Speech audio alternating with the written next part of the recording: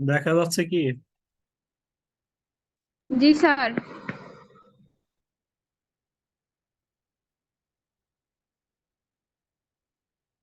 Sir, বলেন।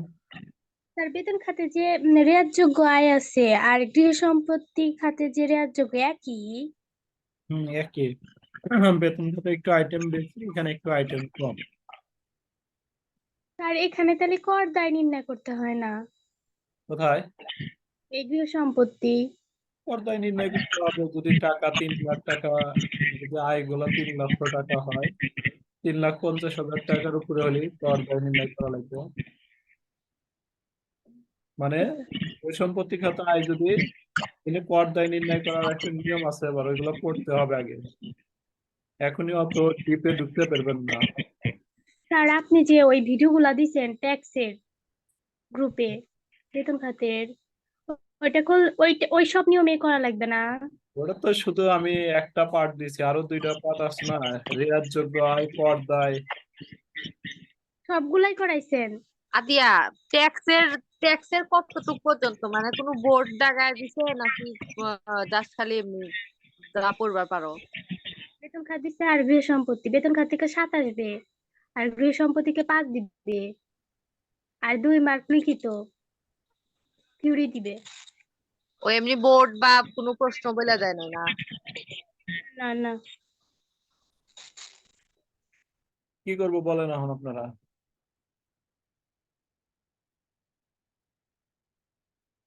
Sir এটাই করান। এটাই। জি স্যার।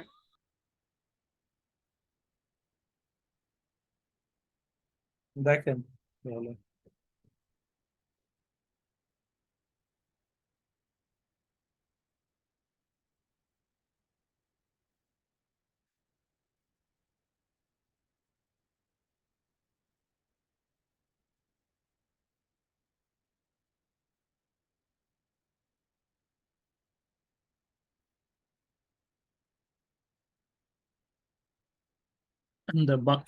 বাংলাদেশের কর বিধি, ট্যাক্সেশন ইন বাংলাদেশ, অর্থাৎ বাংলাদেশের কর বিধি।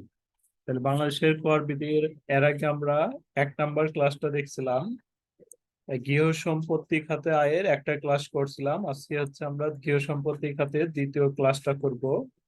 দ্বিতীয় ক্লাসটা আপনি যাই করেন না কেন, দ্বিতীয় ক্লাসটা 1 নাম্বার ক্লাসটা যদি না দেখেন, তাহলে দ্বিতীয় ক্লাসের কোনো কিছুই বুঝবেন না। এজন্য অবশ্যই আমাদের 1 নাম্বার ক্লাসটা দেখতে হবে, করতে হবে।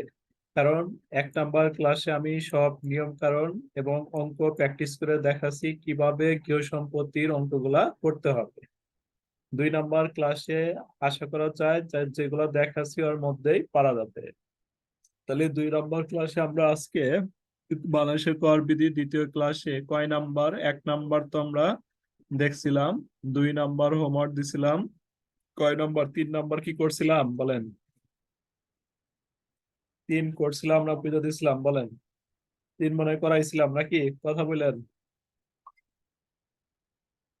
হ্যালো, এই 3 কি করাইছিলাম? স্যার 13 লাখের এটা কি করাইছিলেন নাকি মনে নাই? 3 করাইছিলাম। 4 নাম্বারটা? জি স্যার, 3 করাইছেন। আচ্ছা, আপনারা আমার সাথে সাথে করেন, 4 নাম্বারটা ঘর টানান। ঘরটা নাবো? হ্যাঁ, ঘর টানান সবাই, 2টা টাকা। কেমনে একটু দেখাই দেন তো। হ্যাঁ, কেমনে? এই যেভাবে জি স্যার। সবাই ঘর টানান। কারণ হচ্ছে আহ, না করলে পরে হবে না, কারণ খালি দেখলে অলসতা ধরে যাবে, ঘুম ধরে যাবে। অর্থাৎ আমার সাথে সাথে করেন, তাহলে ভালো হবে। সবাই ঘর টানান দ্রুত, একটা টাকার ঘর দিয়ে।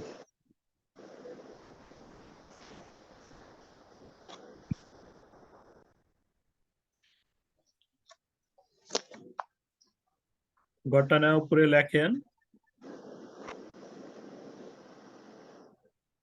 করদাতার নাম, আয় বৎসর কি লিখবো? মাস। এই যে উপরে লেখেন করদাতার নাম কি আমাদের? জি স্যার। করদাতার নাম কি? জনাব তমাল। জনাব তমাল। আয় বর্ষ 2021-22, কর বর্ষ 22-23। তার নিচে লিখবেন গৃহ সম্পত্তি খাতে মোট আয়।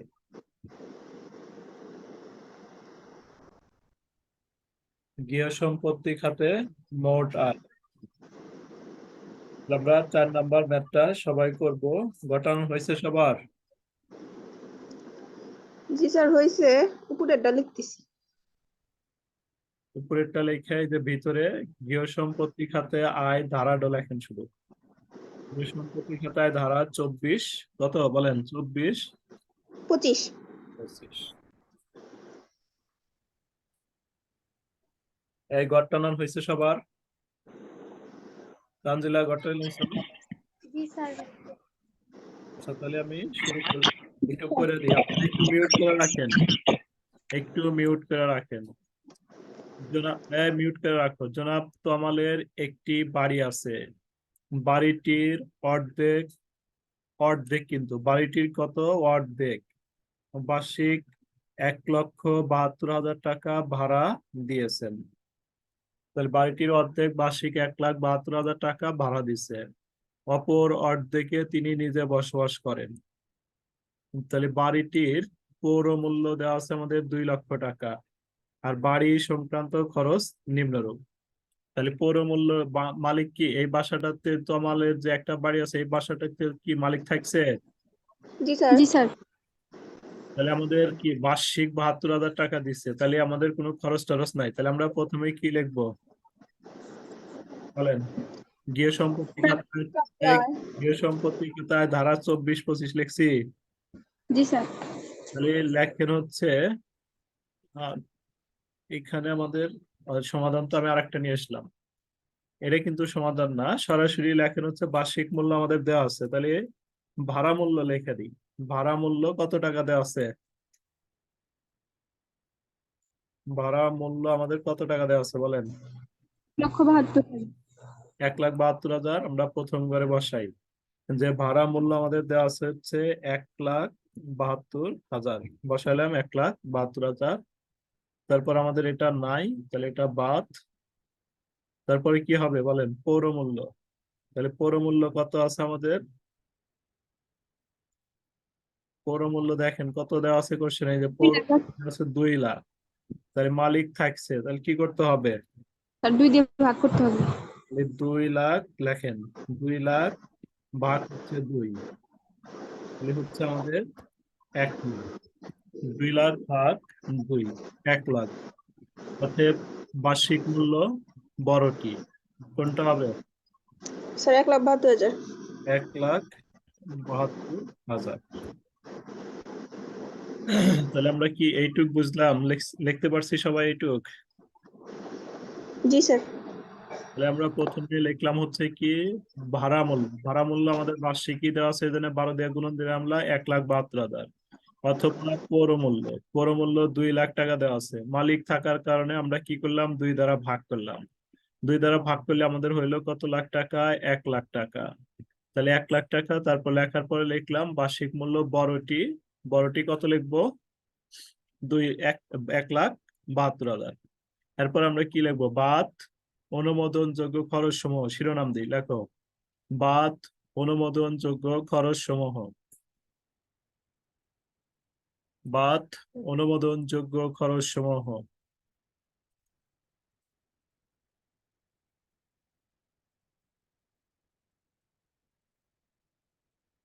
অনুমোদনযোগ্য খরচ সমূহ লিখছেন? জি স্যার। খরচ সমূহের ভিতরে লিখবেন কি? মেরামত ও রক্ষণাবেক্ষণ খরচ লেখেন। তো রক্ষণাবেক্ষণ খরচ বার্ষিক মূল্যের 25%। তাহলে বার্ষিক মূল্য কত ধরছি তোমরা? স্যার 1,72,000। নিচে 1,72,000। তাহলে কি লিখতে হবে? মেরামত ও রক্ষণাবেক্ষণ খরচ 1,72,000 গুণন কত পার্সেন্ট? 25। আবাসিক উদ্দেশ্যে ভাড়া দিছে এই জন্য 25%। তাহলে 25% ধরে কত হয়? স্যার এটা তো ভাগ 12 কি ইয়া দেওয়া লাগবে না স্যার? বাড়িটি 2 মাস খালি ছিল, শূন্যতা ভাতাটা বের করা লাগবে আগে। এই দুই স্যার মাস ওইটার খালি ছিল, তাহলে শূন্যতা ভাতাটা বাদ দেওয়া। এই যে বাড়িটি 2 মাস খালি ছিল, তাহলে শূন্যতা ভাতা কত? 1,72,000 ভাগ 12 গুণন 2, শূন্যতা ভাতা কত হয়? স্যার 28,667 67 28,667। 28,600 কত? 67 67। তারপর হলো ইন্টু 25%। 25%। ওইটা যেটা হয় ওটা প্রথম ঘরে বসাও। স্যার 35,833। প্রথম ঘরে লেখো, তারপরে কি লিখবা বলো? ভূমির খাজনা কি ভূমির খাজনাটা লিখবে কিভাবে বলো? স্যার 2000 ভাগ 2। ভূমির খাজনা 2000 ভাগ 2। দেখেন সবাই, ভূমির খাজনা 2000 ভাগ 2 পারবো? ভূমির খাজনা আমাদের 2000 টাকা আছে, 2 দিয়ে ভাগ করবো কেন? 2000 ভাগ হচ্ছে 2, কেন 2 দ্বারা ভাগ করবো? স্যার মালিক বসবাস করছে তার জন্য। বসবাস করছে এই জন্য। তারপরে কি আনবো বলেন? 2000 ভাগ 2 1000 টাকা প্রথম ঘরে। স্যার গৃহ নির্মাণের সুদ। ঋণের সুদ, খালি ঋণের সুদ লিখলেই হবে। আদায় খরচটা আমাদের কি হবে না? স্যার এটা আসবে না। আদায় খরচ হচ্ছে, তাহলে কি লিখবো? 1200। অবৈধ ব্যয়। আদায় খরচ কি লিখবো? 1200। স্যার অবৈধ ব্যয় না? অব্যয়িত ব্যয় না, এই ঋণের সুদ। ঋণের ও সুদ 1200 ভাগ হচ্ছে কত? 2, 600। তারপরে কি লিখবো বলো? বীমা প্রিমিয়াম। বীমা প্রিমিয়াম। বীমা প্রিমিয়াম। তাহলে বীমা প্রিমিয়াম কিভাবে করব? স্যার 1300 ভাগ 2। 1300 ভাগ 2। এই সবাই কি বুঝতেছেন এটা? পারমিতা বুঝতেছেন? জি স্যার। 1300 ভাগ 2, তারপরে কি লিখবো পারমিতা বলেন? স্যার এটা তো শেষ, এখন ওই যে কি শূন্যতা জানি ভাতা পরে লেখেন। শূন্যতা ভাতা লেখেন আগে। শূন্যতা ভাতা স্যার, শূন্যতা ভাতা, তারপরে ওই পরের শূন্যতা অংশ দেওয়া লাগবে। শূন্যতা ভাতা আমরা বার্ষিক মূল্য ভাগ 12। বার্ষিক মূল্য কত আমাদের? ভাগ বার্ষিক মূল্য হলো 1,72,000। অথবা এই 1,72,000। দিনে বের করাই আছে, এটা নিয়ে এসে বসা দিলেও হবে। করা জি আছে না? স্যার। ওটা নিয়ে এসে বসা দেন, বয়সা যোগ করে দ্বিতীয়বার পাঠা দেন।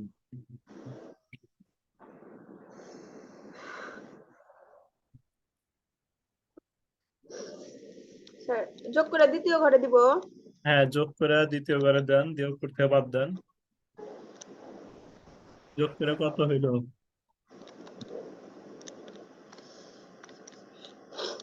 স্যার 67,750। 66,750। 63,750 না? 63,750 উপর থেকে বাদ দাও।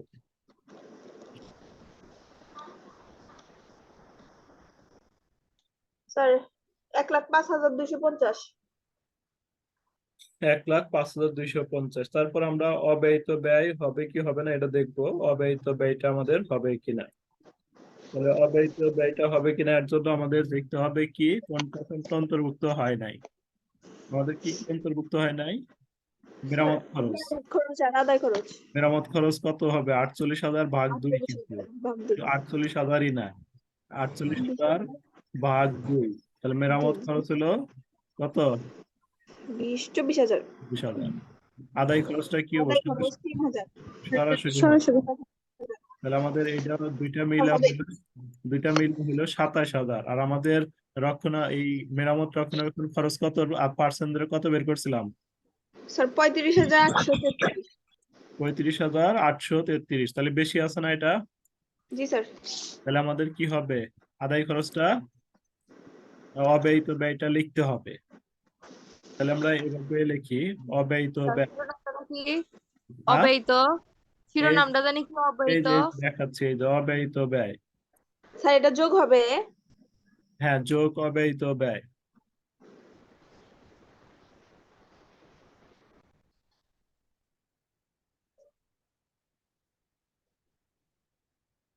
অব্যয়িত ব্যয় ধারা 19-30।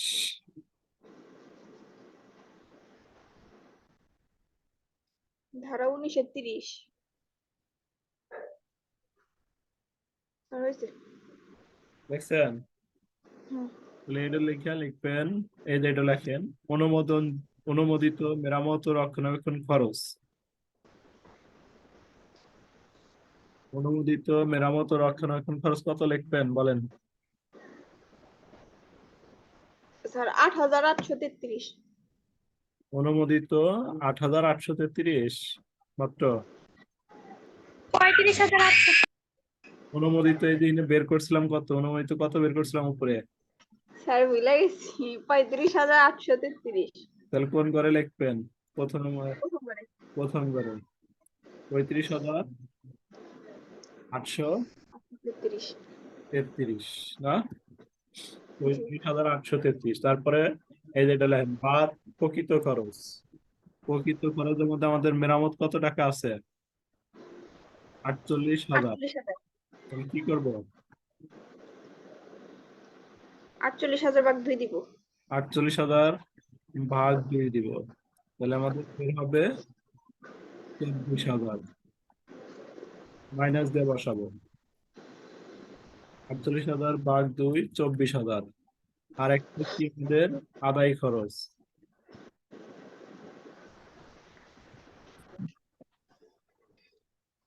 আদায় খরচ, আদায় খরচটা কত? 3,000 সরাসরি আসবে। আদায় খরচটা 3,000। দেখলাম 3,000, দুটো যোগ করে এই দূরের বাদ দিয়ে ফাইনাল করে নাও। স্যার 30,000 8,833। বাদ দিয়া কত? একবারে এটার থেকে উপরের থেকে কিন্তু বাদ দিবে, এটার থেকে এই দূরে বাদ দিব। বাদ দিয়ে কত হয়? 8,833। 8,833। ঠিক আছে, হ্যাঁ। পুরোটার সাথে যোগ করে যেটা হবে এটাই আনসার। তাহলে স্যার লিখলি এটা থেকে এটা বাদ দিব না যোগ করব? কি লেখা আছে? এই যে দেখেন এখানে কি লেখা আছে, এই যে এখানে কি লেখা আছে, স্যার যোগ। এইটুকিতে এতক্ষণ বের করলাম আমরা। জি স্যার, সরি। তাহলে এইটার সাথে কি করতে হবে?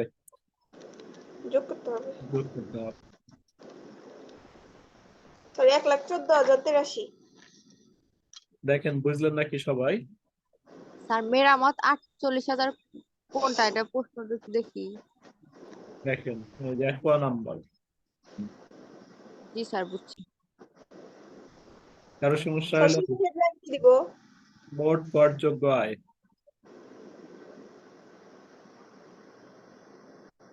বুঝলাম না। করযোগ্য আয় হয়েছে? হয়েছে না কি বলেন? স্যার নিচের টুকু আবার একটু দেখি, লাস্টের টুকু। কেটে দিছি। আচ্ছা স্যার, স্ক্রিনশট নিছি, ঠিক আছে থাক। 5 নাম্বার ঘরটা নাম।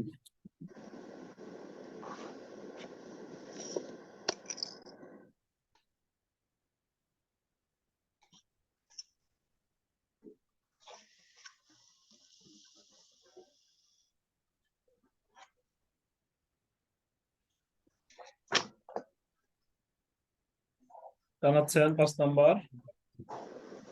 জি স্যার। গোলা ঘরটা নাও, আমি হেল্প করতেছি।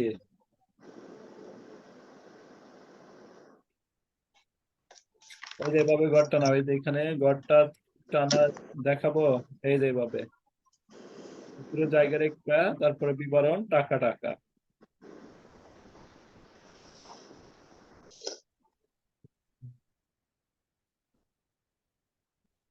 বিবরণ, টাকা টাকা। বর্তমানের পরে আমরা এই যে লিখবো, এটা লিখবো করদাতা জনাব মুহিব, আয় বর্ষ, কর বর্ষ, গৃহ সম্পত্তি খাতে মোট আয়, গৃহ সম্পত্তি মোট আয় নির্ণয়। আর এই যে এটা বিবরণ, টাকা টাকা। এইটুকু প্রত্যেকটা অঙ্কে আগে লিখে নিব, তারপরে হলো আমাদের করার কাজ। এই পর্যন্ত লেখা হলে বললেন আপনারা।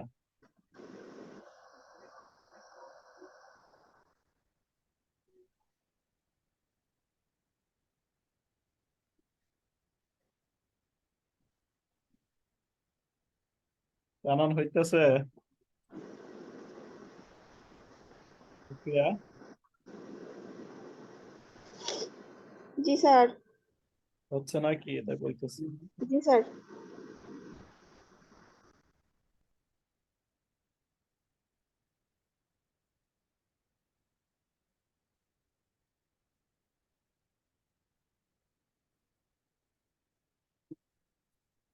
স্যার হয়েছে। কারোর বাদ আছে? না সবার হয়েছে? হয়েছে স্যার।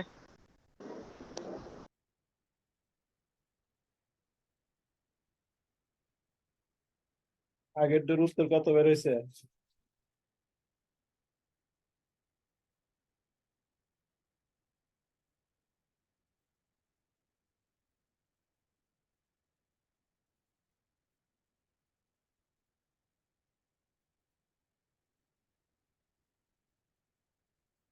আচ্ছা, আগে হয়েছে সবার নাকি? বলো আর গুলা কি কি অবস্থা, সবার হয়েছে?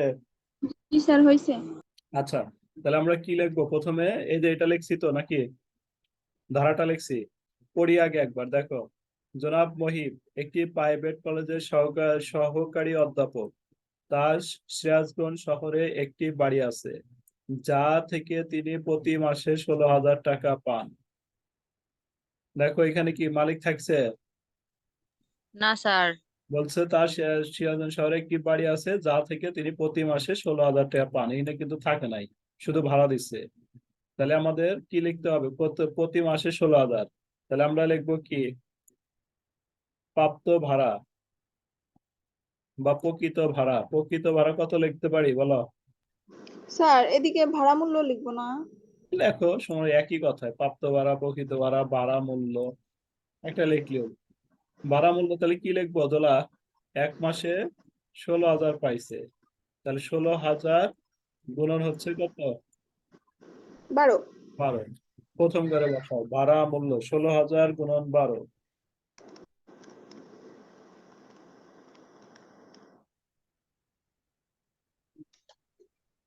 ভাড়া মূল্য 16,000 গুণন 12 জি স্যার লিখছি। কত হইলো? স্যার 1,92,000। 1,92,000। 1,92,000। তারপরে কি লিখবো? স্যার পৌর মূল্য। অথবা দিয়ে লিখবো, অথবা পৌর মূল্য 2 লাখ। প্রথম করে লেখো, অথবা পৌর স্যার মূল্য। অথবা দিয়ে লিখবো? হ্যাঁ, অথবা। এটা তো অথবা কেন? সরাসরি লিখলে হবে, পৌর মূল্য লেখো, অথবা না লিখে চলবে। পৌর মূল্য, পৌর মূল্য কত টাকা?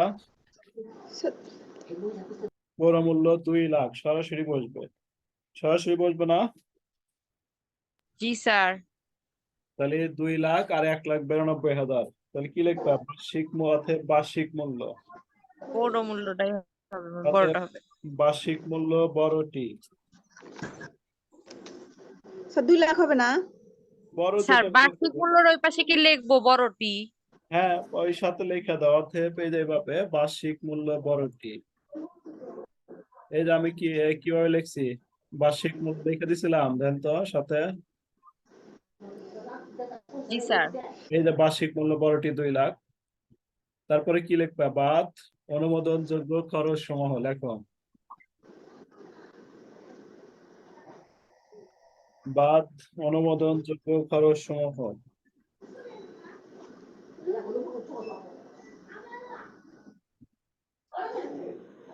লেখা হয়েছে? বাদ জি স্যার। অনুমোদনযোগ্য খরচ সমূহ।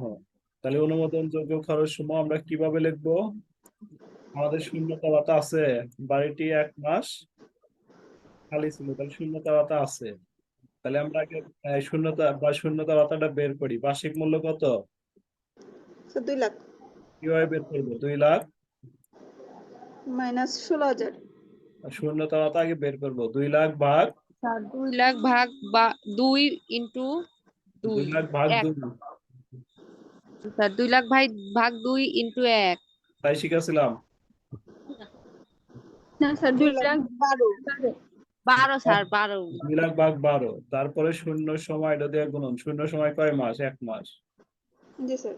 কত টাকা হয়? 16,667।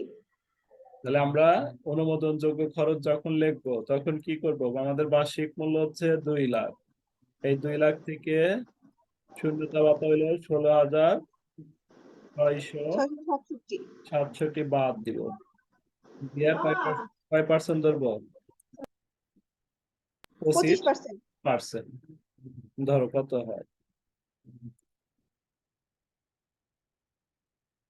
স্যার এদিকে হচ্ছে 45,833। 45,833 প্রথম ঘরে লিখছো? জি। তারপরে আমাদের কি আর কি কি খরচ আছে? মেরামত খরচ কি হবে বলো? না স্যার যাবে না। তাহলে মেরামত খরচ বাদ, নেই থাকবে, তাই স্যার স্যার শোনেন, 2 লাখে যদি 12 দিয়া, কারণ ওইটা তো এক আছে, এক তো আর হওয়ার কথা না। 2 লাখ তো 2 লাখই হবো, তাহলে তো আমার অন্য কিছু আসে স্যার।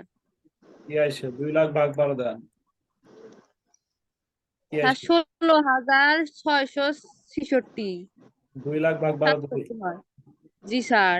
আবার দেন, ভালো করে দেন। 2 লাখ স্যার ভাগ ঠিক আছে, ওটা তো শূন্যতা ভাতা। ওইটা তো হচ্ছে আবার বিয়োগ করছেন 2 লাখ থেকে, আবার হচ্ছে 16,667 বাদ দিয়ে 25%। ও, ওইটা আপিয়া বাদ দিয়া কইছো, আমি মনে করছি শূন্যতা বাতাই ওটা কইছো। এই যে শূন্যতা ভাতা, এই যে এটা জি স্যার, ওটা 16,667। ঠিক আছে স্যার, ওটা ঠিক আছে। এই 2 লাখ থেকে এটা বাদ দিয়া যে টাকা হবে তার উপরে পার্সেন্ট দিলে এটা আসে না? জি স্যার। ঠিক আছে, এরপরে কি বলেন? এরপরে স্যার তাহলে আমাদের পার্সেন্টটা কিভাবে আসলো পার্সেন্টটা? কোনটা ভাই? স্যার ওই যে ওই 2 লক্ষ টাকাতে 12 দিয়ে ভাগ দেওয়ার পর যে 25% এটা আমি বুঝতে পারি। আমাদের কি মেরামত আদায় রক্ষণাবেক্ষণ খরচ 25% নিয়ম করছিলাম আমরা, আচ্ছা আচ্ছা 25% অথবা 30%। বাণিজ্যিক হলে 30%, আর আবাসিক ক্ষেত্রে হলো 25%। বাণিজ্যিক লেখা নাই, এজন্য আবাসিক ধরলাম। আচ্ছা। তাহলে এটা আমাদের কি হবে না? ক নাম্বারটা অন্তর্ভুক্ত হবে না। পৌরকর, পৌরকরটা কি করবা? 2 দ্বারা ভাগ করবা না সরাসরি লিখবা? স্যার সরাসরি। সরাসরি লিখবো। লেখো সরাসরি পৌরকর 6,000 প্রথম ঘরে লেখো। আদায় খরচ কি আসবে? না। আদায় খরচটা আসবে না। যারা পড়ছেন তারা দেখেন, প্রথম ক্লাসটা যারা করছেন তারা দেখা মাত্রই বলতে পারবেন। তারপরে এই যে বীমা প্রিমিয়াম, বীমা প্রিমিয়াম এখানে ত্রৈমাসিক বলা আছে, তাহলে ত্রৈমাসিক মানে 3 মাস পর পর। তাহলে কি করবেন বলেন? 500 স্যার 500 গুণন 4 ভাগ 12। আর ওই 4 দেওয়া লাগবে। 500 এক ত্রৈমাসিক মানে 3 মাস পর পর, তো 1 বছরে কয়বার হবে? স্যার 4 বার ভাগ 12 হবে। ভাগ 12 আমি দিলে জানি। 1 মাসের আসবে, আমার তো 1 মাসের দরকার না, আমার 1 বছরের দরকার। সরি ভাগ স্যার। ভাগ 2 হইতো মালিক যদি থাকে, বা মালিক তো নাই, এজন্য সরাসরি 500 ত্রৈমাসিক মানে হলো 3 মাসে একবার, আবার 3 মাসে একবার, আবার 3 মাসে একবার, আবার 3 মাসে একবার, অর্থাৎ 12 মাসে হচ্ছে আমাদের 4 বার। এই জন্য আমরা এই 500 টাকাকে 4 দিয়ে গুণন করলাম। মালিক যদি থাকতো তাহলে 2 দ্বারা ভাগ হইতো, ঠিক আছে? স্যার 2 দ্বারা কেন ভাগ দিব? মালিক যদি থাকতো, ও জি স্যার। মালিক না থাকলে ভাগ করতে হবে না। তারপরে কত? তাহলে আমাদের কত হইলো? 500 গুণন তাহলে স্যার কত হইলো তাহলে? 2,000। 2000। 3,000। তারপরে ঋণকৃত মূলধনের সুদ, ঋণকৃত মূলধনের সুদ কত লিখবো? 13,000 সরাসরি। 17,000। ঋণকৃত মূলধনের সুদ 13,000। তারপরে কি লিখতে হবে? বাড়িটি খালি ছিল, এটা কি লিখতে হবে বলেন? স্যার শূন্যতা ভাড়া। শূন্যতা ভাতা, ভাড়া না, শূন্যতা ভাতা, শূন্যতা ভাতা লেখেন।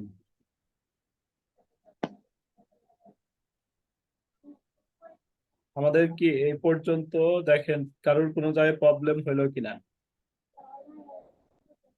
আমাদের ভাড়া মূল্য দেওয়া ছিল 16,000 গুণন 12, তাহলে লিখলাম 96,000। পৌর মূল্য দেওয়া ছিল 2 লাখ, অতএব বার্ষিক মূল্য বড়টি, এই দুইটার মধ্যে বড় হচ্ছে 2 লাখ, 2 লাখ বসাইলাম।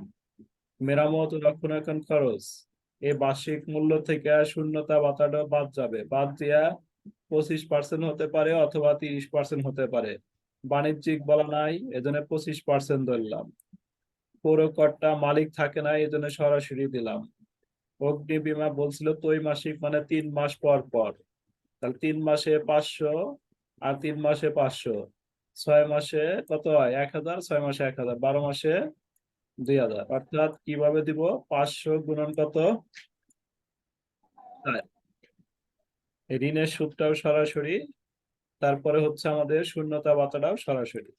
এবার আমরা দেখব অব্যয়িত ব্যয় আসে কিনা। আমাদের দেখো এই যে মেরামত রক্ষণাবেক্ষণ খরচ কত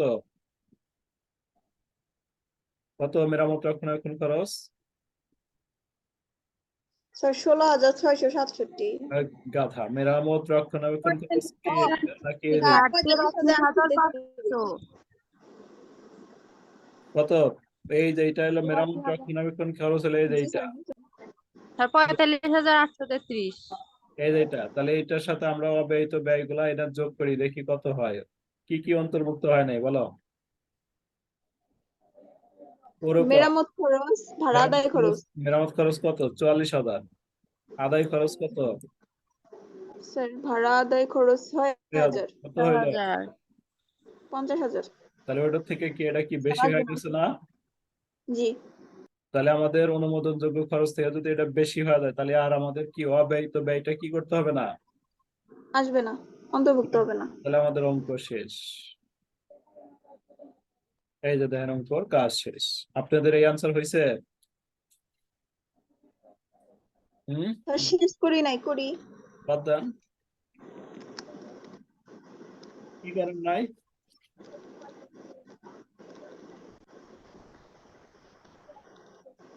কতটুকু করেন নাই শেষ, মানে কি আবার নতুন স্যার করে শেষের হিসাবটা। হিসাবটা করেন। আর দেখেন এই আর যে এই অনুমোদনযোগ্য ভাড়ার খরচ শুধুমাত্র ওই মেরামতের ইয়াতে যেটা আছে, মানে মেরামতটা যেটা আছে এটা- ওইটা দেখে করতে হবে। এইটার সাথে মিলাইতে হবে, এই যে এটা। স্যার মিলছে। স্যার হ্যাঁ, এইখানে কি মোট করযোগ্য আয় লিখবো না গৃহ সম্পত্তি খাতে মোট আয় লিখবো? লিখলি হবে এই যে গৃহ সম্পত্তি যেটা খাতের আপনি মোট আয় লিখে না। বা মোট করযোগ্য আয়, কোনো সমস্যা নাই।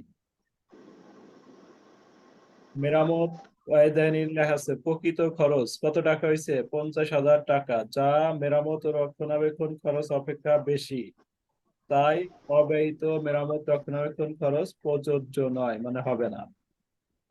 বাড়িতে মালিক বসবাস না করায় পৌর মূল্য খরচগুলো 2 দ্বারা ভাগ করা হলো না। দেখেন তো কত সুন্দর করে লেখা আছে। ছোট পোলাপান করলেই তো বোঝার কথা, বোঝার কথা না? বুঝবে? কথা বলেন না কে? জি স্যার। জি স্যার হয়েছে। সুন্দর করে লেখা দিছি দেখেন।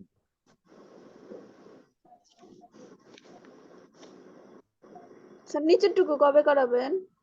নিচের টুকু বলতে ওই একটা অঙ্কই আছে, একটা তো অঙ্ক আছে, আর কোনোটাতে নাই। এটা ও। দেখেন গোটা নাম।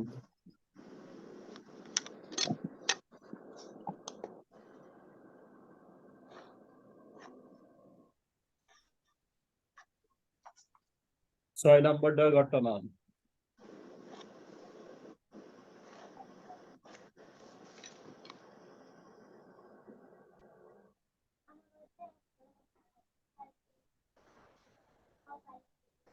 স্যার করদাতা কে? জনাব খালেদ মাহমুদ।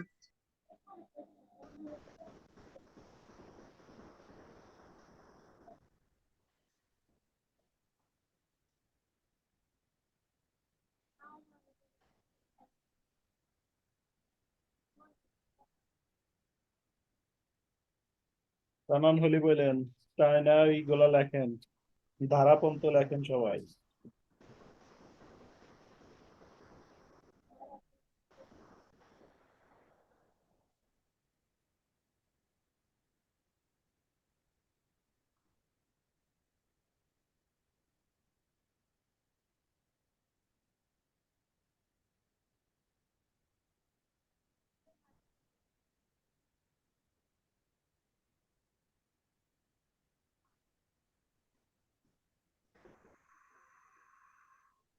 কত দূর হইলো? স্যার শেষ। হয়েছে সবার টানান?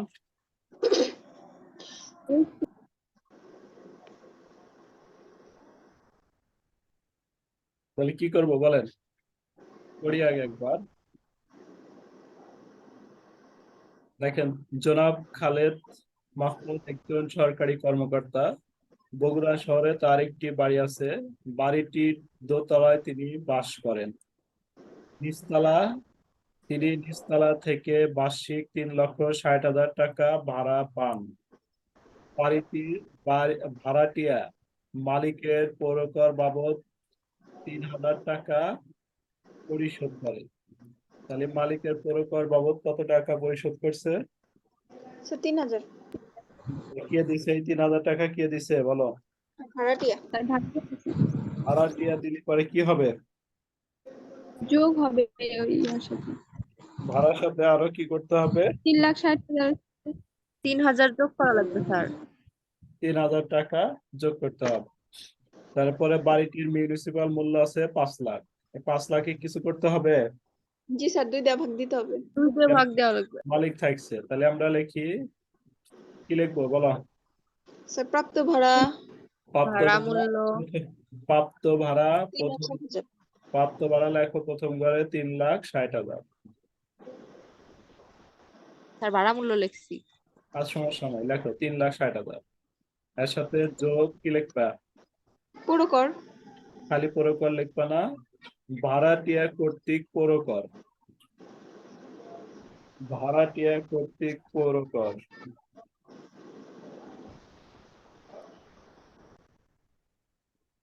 ভাড়াটিয়া কর্তৃক পৌরকর কত? 3,000। জি স্যার। স্যার এটা কি যোগ দিয়ে নিচে নামাবো? হ্যাঁ, যোগ দিয়ে নিচে নামাও। ভাড়াটিয়া কর্তৃক পৌরকর 3,000 যোগ দিয়ে নিচে নামাও, তাহলে কত হয়? 3,63,000 না? স্যার 3,63,000। 3,63,000। 3,63,000 যোগ করে নামালি 3,63,000। তারপরে লিখবা পৌর মূল্য লেখো।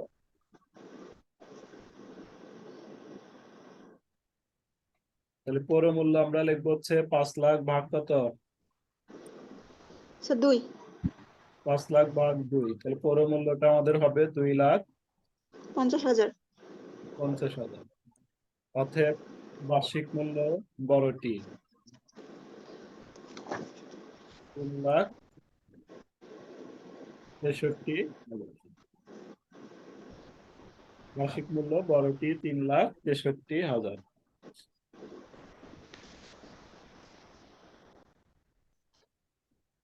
দেখেন হয়েছে কিনা আপনাদের? এ পর্যন্ত কি সবার হইলো? জি স্যার। তারপরে কি লিখবো? বাদ অনুমোদনযোগ্য খরচ সমূহ। দেন তো, বাড়িটা খালি ছিল না, এখানে বলছে জি স্যার 1 মাস।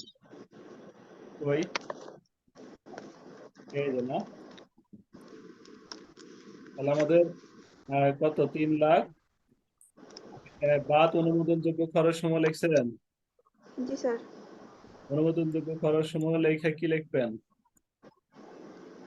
মেরামত ও মেরামত রক্ষণাবেক্ষণ। রক্ষণাবেক্ষণ এই খরচ। জায়গায় লেখেন মেরামত ও রক্ষণাবেক্ষণ খরচ।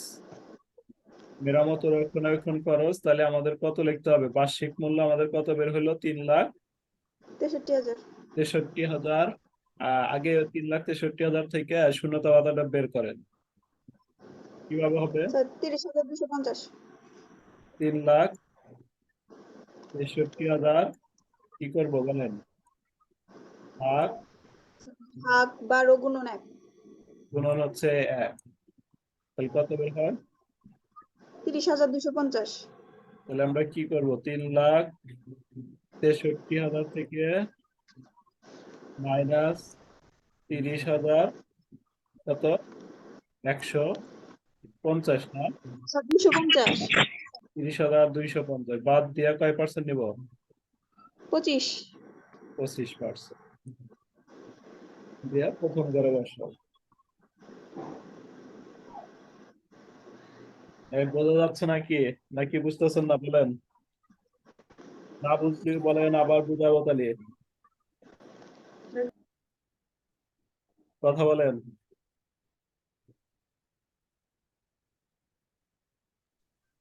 83,178 হয়েছে, তাই না আফিয়া? পার্সেন্ট ধরে কত? 88 কত? 88। 83,188। 83,188।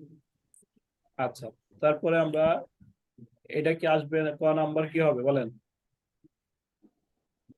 স্যার এই তো ভাই এটা আসবে না এখানে আপাতত অনুমোদনযোগ্য খরচের মধ্যে এটা আসবে না। ভূমি উন্নয়ন কর কি হবে? স্যার দুইটা ভাগ করতে হবে 3000 আসবে দেখেন, স্যার।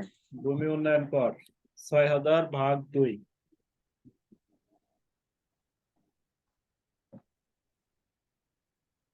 ভূমি উন্নয়ন কর 6,000 ভাগ 2। তারপরে কি লিখবেন? লিখছেন এটা ভূমি উন্নয়ন কর। ভূমি উন্নয়ন কর 6,000 ভাগ 2, তাহলে কত হলো? 3,000 হয়েছে? জি স্যার। তারপরে লেখেন কি হবে? ভূমির খাজনা কি হবে বলো? 2,500 ভাগ 2। লেখো 2,500 ভাগ 2।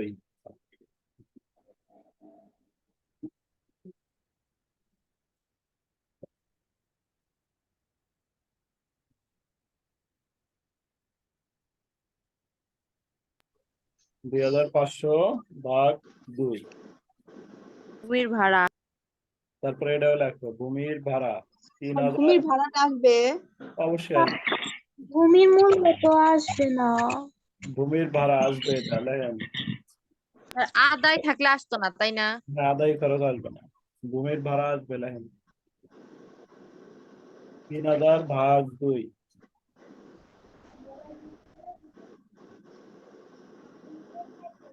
হয়েছে? স্যার ঋণের সুদ লেখেন 6,000 ভাগ 2।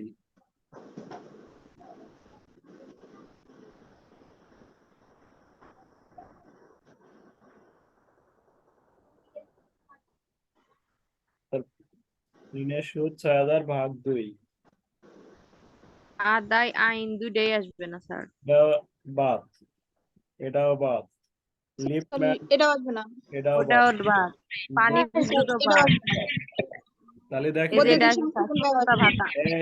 এই যে বাদ গুলা যে আমি লিখে দিছিলাম, দেখেন ওগুলা যদি পড়া যায় তাহলে দেখা মাত্রই সিলেক্ট করা যাবে না যে এটা বাদ যাবে।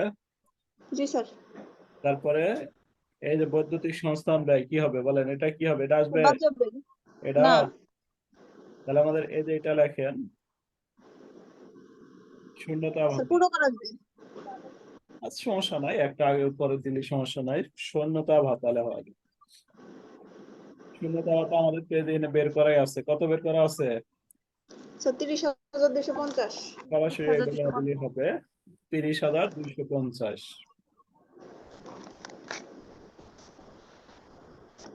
শূন্যতা ভাতা 30,250। তারপরে পৌর কর পুরোটা কি করবো বলেন? 3,000 ভাগ 2। পুরো 3,000 ভাগ 2। হ্যাঁ, এবার সবগুলো যোগ করে দ্বিতীয় ধরনের বাদ দেন। তার শূন্যতা ভাতায় 2 দিয়ে ভাগ হবে না। না,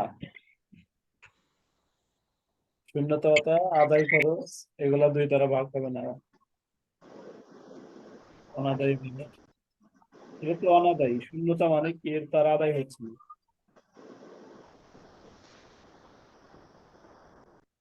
যোগ করছেন? স্যার 1,23,688। যোগ করে উপর থেকে বাদ দিয়ে দেন। স্যার 1,23,688। বাদ দিয়া যোগ করে উপর থেকে বাদ দিছ। জি স্যার। বাদ দিয়ে 1 লাখ। স্যার এগুলা যোগ করে হয়েছে 1,23,688। বার্ষিক মূল্য থেকে বাদ দাও। বাদে নিচে আর স্যার বাদ এটা দিয়ে ক্লিয়ার করা লাগবে না। 2,39,312। 3 নম্বর পাঠ করা লাগবে না, যেগুলা যে বাদ ওটা গেল। তো আগে এটা যোগ বিয়োগ করা লাগবে রে ভাই। এটা আগে যোগ বিয়োগ করো, কত হয়? স্যার 2,39,312। 2,39,312। 39,312। 312। তারপরে এখন এর সাথে অব্যয়িত ব্যয় যদি হয় হবে, না হলে এখানেই শেষ হয়ে যাবে। এখন অব্যয়িত ব্যয়টা আমরা দেখি কি কি অন্তর্ভুক্ত হয় নাই। মেরামত তারপরে কত? তুমি মেরামত কত টাকা? 40,000-এর অর্ধেক আসবে না? এই জি স্যার।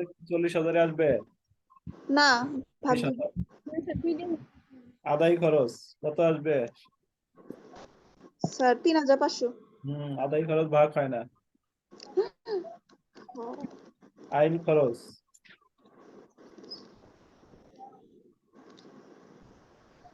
হলো 2,000। লিফটম্যান কত? 30,000 অর্ধেক কত হবে? স্যার 15,000। 15,000। পানি 2,000। 3,000। আর বৈদ্যুতিক সংস্থান ব্যয় তো মনে আসবে না, এটা মূলধন জাতীয় ব্যয়। তাহলে এগুলো যোগ করো। স্যার আসে 46,000 টাকা। 46,000। আর আমাদের পার্সেন্টের কত আছিল? 83,188। তাহলে লিখতে হবে।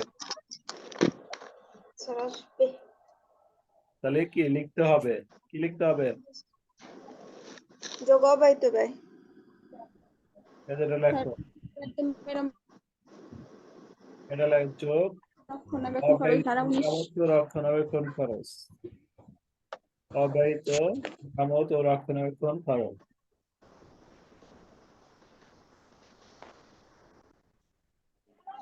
অব্যয়িত মেরামত ও রক্ষণাবেক্ষণ খরচ লেখা প্রথমে যে অনুমোদনযোগ্য খরচটা আগে, অনুমোদিত মেরামত ও রক্ষণাবেক্ষণ খরচটা আগে প্রথম করে লিখতে হবে। টাকা কিন্তু এটা না, আবার টাকা এটা লিখতে হবে। টাকা হলো আমাদের 6 নাম্বার অঙ্কের টাকা। 6 নাম্বার আমাদের খাতায় আছে না টাকা?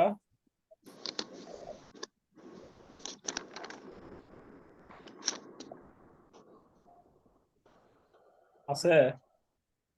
জি স্যার। কত টাকা তাহলে? 83,188। বাকি টুক তাহলে আপনারা করেন, পারবেন? জি স্যার।